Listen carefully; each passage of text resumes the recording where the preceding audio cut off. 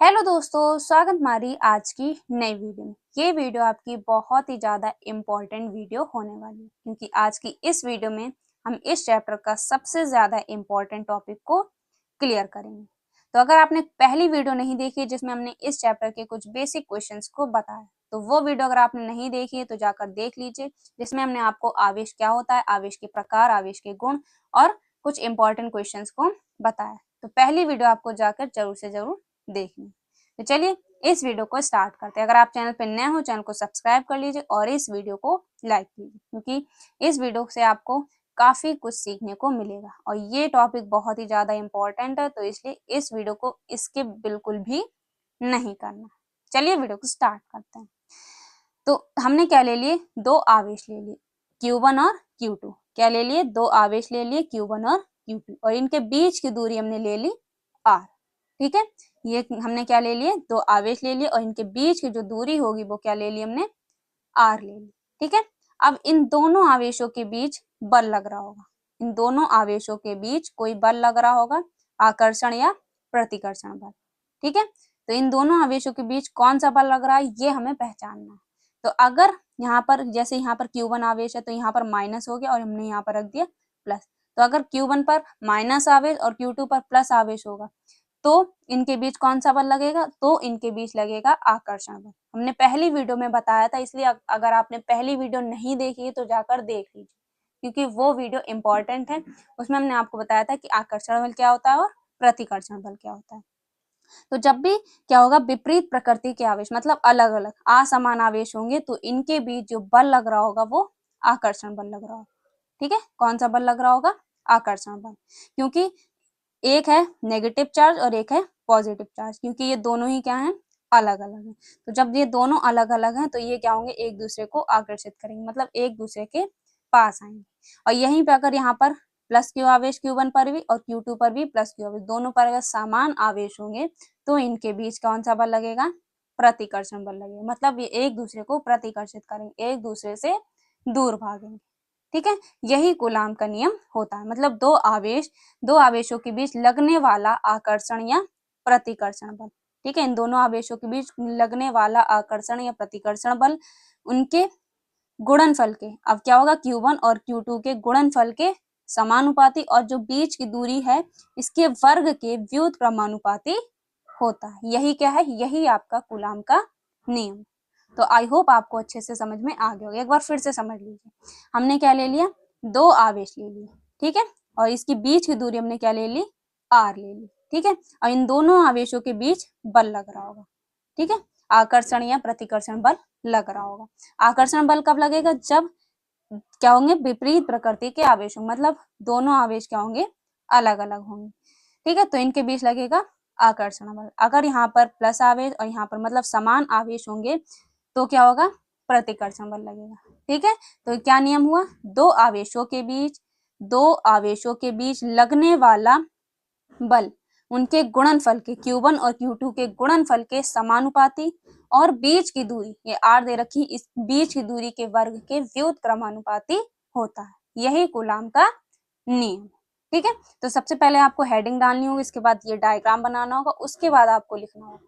ठीक है, कैसे लिखना होगा, लिखना होगा इस नियम के अनुसार दो आवेशों के बीच, ये दो आवेश दे रखे हैं, दो आवेशों के बीच लगने वाला आकर्षण या प्रतिकर्षण बल Q1 और Q2 मतलब उनके गुणनफल के, Q1 और Q2 के गुणनफल के समानुपाती, इसे क्या बोलते हैं, समानुपाती। ठीक है, और बीच की दूरी, और ये बीच की दूरी R दे रखी है, बीच की दूरी के वर्ग, बीच की दूरी के वर्ग के व्युत्क्रमानुपाती होता है। यही क्या है, कूलाम का नियम है और इसी टाइप से आपको लिखना है। अगर आपको इसके नोट्स चाहिए तो आपको क्या करना है, टेलीग्राम चैनल को ज्वाइन कर लेना और Telegram channel link description box में जाकर ज्वाइन कर लीजिए, ये पीडीएफ आपको वहीं मिल जाएगी। ठीक है, अब कैसे करेंगे, तो सबसे पहले क्या लिखा था कि दो आवेशों के बीच लगने वाला बल, तो बल को किससे लिखते हैं, F से, तो हमने क्या ले लिया, F। दो आवेशों के बीच लगने वाला आकर्षण या प्रतिकर्षण बल उनके गुणनफल के, Q1 और Q2 के गुणनफल के, आप यहाँ पर लगा सकते हैं या तो ऐसे ही लिख सकते हैं। ठीक है, Q1 और Q2 के गुणनफल के समानुपाती, ये किसका निशान है, समानुपाती, इसे हमने क्या मान लिया, समीकरण 1 मान लिया। ठीक है, क्या लिखा, दो आवेशों के बीच लगने वाला बल उनके गुणनफल के समानुपाती। और क्या लिखा, और दूसरी समीकरण क्या होगी, और बीच की दूरी क्या है, r, बीच की दूरी के वर्ग के व्युत्क्रमानुपाती।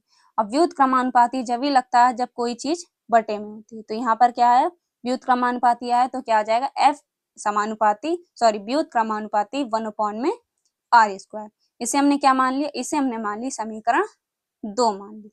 ठीक है, अब क्या करेंगे, समीकरण 1 और 2 को क्या कर देंगे, मिला देंगे। जब समीकरण 1 और 2 को मिलाएंगे तो क्या आ जाएगा, f समानुपाती q1 q2 अपॉन में r स्क्वायर।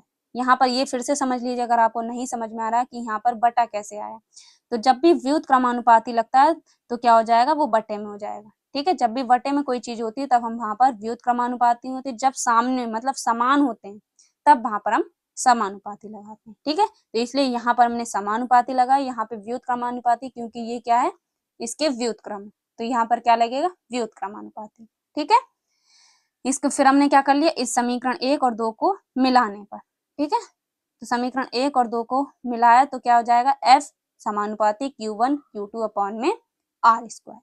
ठीक है, अब जब भी समानुपाती हटाते हैं, ये क्या है, समानुपाती, जब भी हम लोग समानुपाती हटाते हैं तो एक नियतांक लगाते हैं। ठीक है, तो जब भी समानुपाती हटाएंगे एक नियतांक लगाएंगे, और नियतांक हमने क्या ले लिया, 1 अपॉन में 4 पाई f साइलेन 0। अब ये क्या बना है, ये अब ये सोच रहे होंगे कि ये क्या, इसे हम लोग पढ़ते हैं f साइलेन 0 या f साइलेन नॉट भी पढ़ सकते हैं। ठीक है, इसे क्या बोलते हैं, f साइलेन 0 या f साइलेन नॉट। ठीक है, तो जब भी हम लोग समानुपाती हटाएंगे एक नियतांक लगाएंगे। तो हमने क्या लगा लिया नियतांक, 1 अपॉन में 4 pi f epsilon naught q1 q2 upon में r स्क्वायर। ठीक है, यही क्या है, कूलाम का नियम। क्या निकल के आया फाइनल प्रूवमेंट, F इक्वल टू 1 अपॉन में 4 pi f epsilon 0 q1 q2 upon में r स्क्वायर। यही क्या है, यही कूलाम का नियम। अब लिखेंगे नीचे कि जहां 1 अपॉन 4 पाई f साइलेन 0 क्या है, एक नियतांक है, जिसे हम लोग क्या बोलते हैं, निर्वात की विद्युतशीलता कहते हैं। और इसका मान क्या होता है, इसका मान होता है 9 गुणे 10 की घात 9। तो ये मान आपको जरूर से जरूर याद रखना है, मोस्ट इंपॉर्टेंट है, एमसीक्यू में ये क्वेश्चन बन जाता है। ठीक है, तो इसका मान कितना होता है, 9 गुणे 10 की घात 9 होता है। ठीक है, 9 गुणे 10 की घात 9 होता है। मात्रक क्या होता है, न्यूटन मीटर स्क्वायर प्रति कूलाम स्क्वायर। इसका मात्रक और मान आपको याद रखना है। फिर से एक बार हमारे साथ बोलिए, 1 अपॉन 4 पाई f साइलेन 0 का मान होता है 9 गुणे 10 की घात 9 न्यूटन मीटर स्क्वायर प्रति कूलाम स्क्वायर। ठीक है, ये किसका मान होता है, 1 अपॉन 4 पाई f साइलेन 0 का मान होता है। ठीक है, मान और मात्रक आपको जरूर से जरूर याद रखना है, क्योंकि ये एमसीक्यू में क्वेश्चन बनता ही बनता है। ठीक है, और इसके बाद f साइलेन 0, इसका मान भी होता है। इसका मान क्या होता है, 8.85 इंटू 10 की पावर माइनस के 12 कूलाम स्क्वायर होगा। ठीक है, इसमें क्या होगा, इसका उल्टा मान हो जाएगा। इसमें न्यूटन मीटर स्क्वायर प्रति कूलाम स्क्वायर है, तो इसमें इसका मात्रक हो जाएगा coulomb square newton metre square. ठीक है, यहाँ पे स्क्वायर नहीं लगा पर आपको स्क्वायर लगाना है, कूलाम स्क्वायर प्रति न्यूटन मीटर स्क्वायर होता है। ठीक है, तो इसका मान भी आपको याद रखना है। तो इसके दो मान आपको याद रखना है, इसका मान है 9 गुणे 10 की घात 9 न्यूटन मीटर स्क्वायर प्रति कूलाम स्क्वायर, और f साइलेन 0 को अगर पूछ ले तो 8.85 इंटू 10 की पावर माइनस के 11 कूलाम स्क्वायर प्रति न्यूटन मीटर स्क्वायर होता है। ठीक है, तो इतनी चीजें आपको याद रखनी है, और ये पूछ ली जाती है, आपसे मान पूछ लिया जाएगा कि निर्वात की विद्युतशीलता का मान बताइए। तो मान अगर बताना है तो 9 गुणे 10 की घात 9, और मात्रक भी बताना है तो न्यूटन मीटर स्क्वायर प्रति कूलाम स्क्वायर। अगर आप f साइलेन 0 का अगर मान पूछ ले तो 8.85 इंटू 10 की पावर माइनस के 12 और कूलाम स्क्वायर प्रति न्यूटन मीटर स्क्वायर। तो मात्रक तो आपको याद हो जाएगा, इसका ये उल्टा हो जाएगा, अगर ये पूछ ले तो इसका सीधा हो जाएगा। ठीक है, तो एक आपने याद कर लिया, f साइलेन 0 का मात्रक तो आपको याद हो जाएगा। ठीक है, ये इंपॉर्टेंट पॉइंट भी आपको नोट कर लेना इंपॉर्टेंट है। यदि आवेशों के बीच कोई परावैद्युत पदार्थ को हम लोग कैसे लिखते हैं, कोई परावैद्युत पदार्थ जैसे कांच, मोम, तेल, अभ्रक, ये सब क्या है, परावैद्युत पदार्थ हैं। अगर परावैद्युत पदार्थ रख दें तब क्या हो जाएगा, कूलाम का नियम F इक्वल टू 1 अपॉन में 4 पाई f साइलेन 0, यहीं तक था। अब परावैद्युत पदार्थ को किससे लिखते हैं, के रख दें, के से लिखते हैं, ठीक है। तो इनके बीच अगर कोई भी चीज रख दी जाए तो के हो जाएगा यहाँ पे, ठीक है। तो F is equal to 1/4 pi epsilon 0 के Q1 Q2 अपॉन में R। और यदि वायु मतलब परावैद्युत का जो मान होता है वायु निर्वात में, वो के का मान क्या होता है, 1 होता है। तो ये भी याद रखना, परावैद्युत पदार्थ का वायु या निर्वात के लिए जो के का मान होता है वो 1 होता है। तो जब के का मान 1 हो जाएगा तो F is equal to 1/4 pi epsilon 0 Q1 Q2 upon में R स्क्वायर, ये हो जाएगा, ठीक है। अगर पदार्थ रखा होगा कोई भी, कांच या मोम, तेल, अभ्रक रखा होगा तो के आ जाएगा। और के का मान वायु निर्वात के लिए कितना होता है, 1 होता है। तो जब 1 होता है तो 1 रखें या ना रखें इससे कोई फर्क नहीं, तो यहाँ से के हट जाएगा, ठीक है। तो ये था कूलाम का नियम। तो इसमें क्या करा, इसमें कुछ नहीं करा, दो आवेश ले लिए, दो आवेशों के बीच की दूरी हमने r ले ली, और इन दोनों आवेशों के बीच क्या लग रहा होगा, बल लग रहा, आकर्षण या प्रतिकर्षण बल। अब दो आवेशों के बीच लगने वाला आकर्षण या प्रतिकर्षण बल Q1 Q2 के गुणनफल के समानुपाती और बीच की दूरी के वर्ग के व्युत्क्रमानुपाती होता है। यही क्या है, कूलाम का नियम। तो आई होप आपको अच्छे से कूलाम का नियम समझ में आ गया होगा। और ये नियम बहुत ही ज्यादा इम्पोर्टेंट है, बोर्ड एग्जाम में ये नियम पूछा जाता है, और इससे न्यूमेरिकल क्वेश्चन भी बनते हैं और डेरिवेशन क्वेश्चन भी बनते हैं, ठीक है। तो ये टॉपिक कैसा लगा कमेंट बॉक्स में जरूर बताइएगा।